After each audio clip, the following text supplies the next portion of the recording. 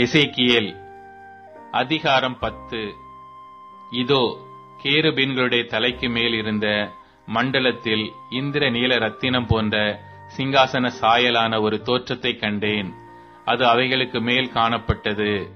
அவர் சணல் நூல் அங்கி தரித்திருந்த புருஷனை நோக்கி, நீ கேருபீனின் கீழ் இருக்கிற சக்கரங்களுக்கு நடுவிலே பிரவேசித்து கேருபீன்களின் நடுவே இருக்கிற அக்கினி தழலில் உன் கை நிறைய எடுத்து அதை நகரத்தின் மேல் இறை என்றார்.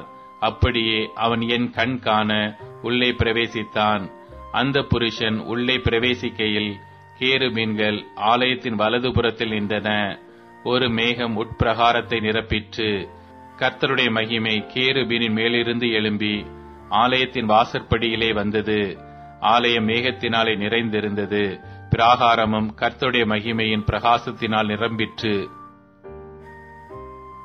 கேருபீன்களுடைய செட்டைகளின் இரைச்சல் சர்வத்துக்கும் அல்ல தேவன் பேசுகையில் உண்டாகும் சத்தம் போல வெளிப்பிரகாரம் மட்டும் கேட்கப்பட்டது.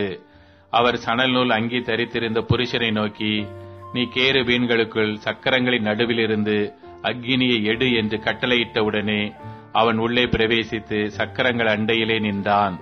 அப்பொழுது கேருபீன்களுக்குள்ளே ஒரு கேருபீன் தன் கையை கேருபீன்களின் நடுவில் இருக்கிற அக்கினியில் நீட்டி அதில் எடுத்து சணல் நூல் அங்கி தரித்திருந்த புருஷனுடைய கையில் கொடுத்தான்.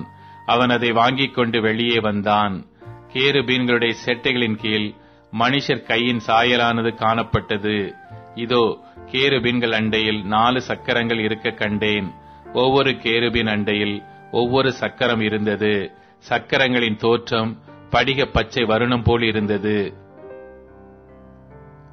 அவைகள் 4க்கும் ஒரே சாயலான ரூபம் இருந்தது. சக்கரங்களின் நடுவிலே சக்கரம் இருக்குமா போல் காணப்பட்டது. அவைகள் ஓடுகையில் தங்கள் 4 பக்கங்களிலும் ஓடும். ஓடுகையில் அவைகள் திரும்பினதில்லை. தலை நோக்கும் இடத்துக்கே அவைகள் அதன் பின்னாலே ஓடின. ஓடுகையில் அவைகள் திரும்பினதில்லை.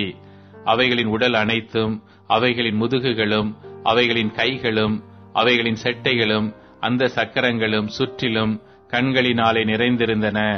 அவைகள் 4க்கும் இருந்த சக்கரங்களும் அப்படியே இருந்தன. அந்த சக்கரங்களை பார்த்து சக்கரமே என்று ஒருவன் கூப்பிடுகிற சத்தத்தை கேட்டேன். ஒவ்வொன்றுக்கும் 4 முகங்கள் இருந்தன.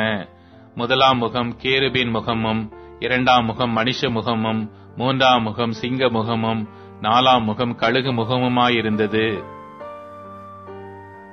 கேருபீன்கள் மேலே எழும்பின. இதுதான் நான் கேபார் நதியண்டையிலே கண்டிருந்த ஜீவன்.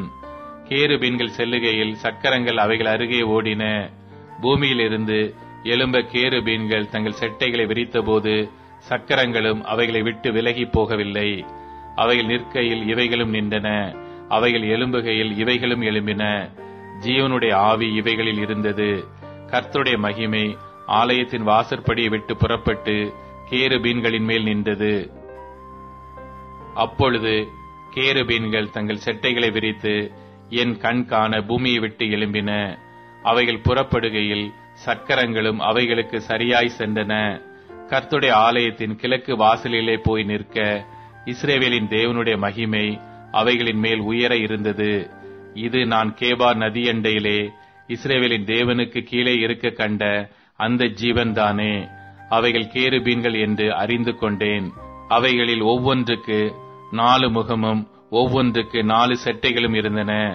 அவைகளுடைய செட்டைகளின் கீழ் மனுஷ கைகளின் சாயல் இருந்தது.